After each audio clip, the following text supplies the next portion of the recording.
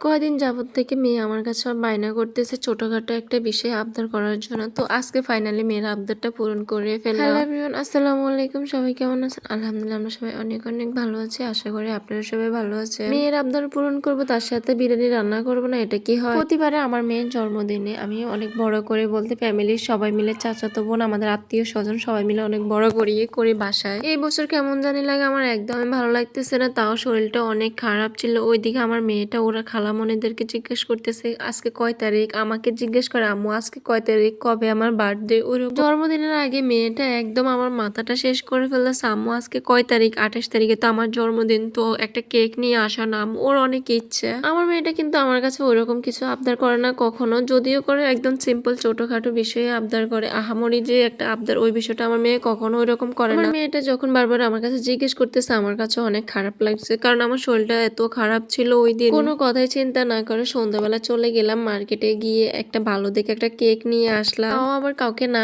জানিয়ে এই সিদ্ধান্তটা নিলাম মেয়ের কথা চিন্তা করে। তো আমি মার্কেটে যখন গিয়েছি প্রায় সন্ধ্যা হয়ে গেছে, আসতে আসতে ওখান থেকে কেক নিয়ে, মেয়েটা একদম গরুর মাংস দিয়ে বিরিয়ানি রান্না করলে ওরকম পছন্দ করে না, কিন্তু মুরগি দিয়ে বিরিয়ানি রান্না করলে ও অনেক মজা করে খায়। এটা আমার অনেক ভালোই লাগে, শান্তিও লাগে। কেক নিয়ে আসার পর ওইদিকে আমি ফ্রিজ থেকে একটা মুরগি বের করলাম। যেহেতু আমার মেয়ে মুরগি দিয়ে বিরিয়ানি অনেক বেশি পছন্দ করে, তার কারণে ওর পছন্দ মতো আজকে বিরিয়ানি রান্না করব আমি। একা হাতে বিরিয়ানি রান্না করার সবকিছু জোগাড় গুছিয়ে নাও অনেকটা সময় লেগে গেছে, প্রায় রান্না করতে করতে আমার 10টা বেজে গেছে। আজকে আমার ছোট বোন আবদার করে বসলো আপু আমরা একটু শাড়ি পরি, সবাই মিলে একটু শাড়ি পরে অনেক ভালো লাগবে, কারণ আমরা অনেকদিন হয়েছে শাড়ি টাড়ি পরা হয় না। আমার বোনরা বলতেছে যে আজকে মেয়ের জন্মদিন, তুই মা হয়ে শাড়ি পরবি না, এটা কি হয়তো বোনেদের আবদারে মেয়ের জন্মদিন উপলক্ষে শাড়ি পরে ফেললাম আজকে। ওইদিকে তো আমার মেয়ে বিরিয়ানির ঘ্রাণ শুনে ও বলেছে আম্মু চল আমি একটু বিরিয়ানি খাবো। ওইদিকে আমাকে টেনে নিয়ে আসছে এই যে বিরিয়ানি খাওয়ার জন্য, খাইতেছে অনেক মজা করে। আমাকে বলেছে আম্মু তুমি একটু খেয়ে দেখো, অনেক বেশি মজা হয়েছে এই বিরিয়ানিটা। আজকে ওর অনেক পছন্দ তো মুরগি দিয়ে বিরিয়ানি রান্না করা, তার জন্য ওর কাছে অনেক বেশি ভালো লাগে। আমি মুরগির কলিজা খেতে অনেক বেশি পছন্দ করি, তার কারণে আমার মেয়েটা একটু কলিজা পাইছে। বলো আম্মু দেখো তোমার কলিজা পেয়ে গেছে, তুমি এটা খেয়ে নাও। আমার মেয়েটা আমাকে কতটা ভালোবাসে এটা আপনাদেরকে বলে বোঝাতে পারবো না। আমার মেয়েটা যেমন শান্ত, সবকিছু মিলে আলহামদুলিল্লাহ আমার মেয়েটা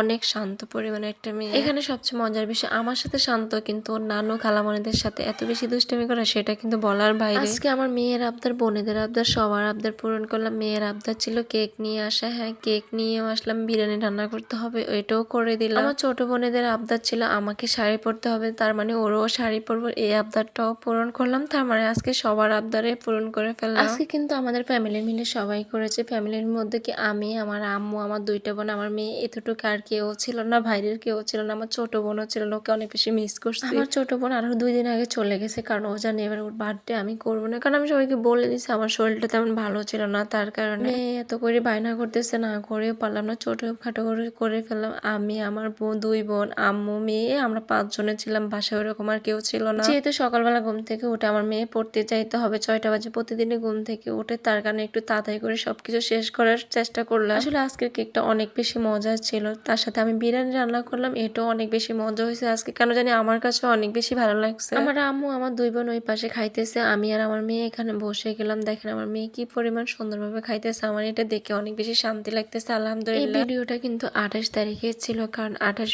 তারিখে দেখতে দেখতে আমার মেয়ে 10 বছর পূর্ণ হয়ে গেল আলহামদুলিল্লাহ। দেখতে দেখতে আমার মেয়েটা কত বড় হয়ে গেছে আলহামদুলিল্লাহ আলহামদুলিল্লাহ। আমার মেয়েটার জন্য তো আমি বেঁচে আছি, কিন্তু আমার যত কষ্ট ঝড় তুফান আসে না কেন, কিন্তু আমার দিনের শেষে আমার মেয়ের দিকে তাকালে আমি সবকিছু এক নিমিষে ভুলে যাই। আমার লাইফে একটাই লক্ষ্য, আমার একটাই কারণ, আমি যেন আমার মেয়েটাকে সুন্দরভাবে মানুষ করতে পারি, সুন্দরভাবে পড়াশোনা করাইতে পারি। সবাই আমার মেয়েটার জন্য দোয়া করুন। আমার কেন জানি এই মুখটা দেখলে আমার আর কিচ্ছু লাগে না লাইফে, ভাই আমি এত পরিমাণ শান্তি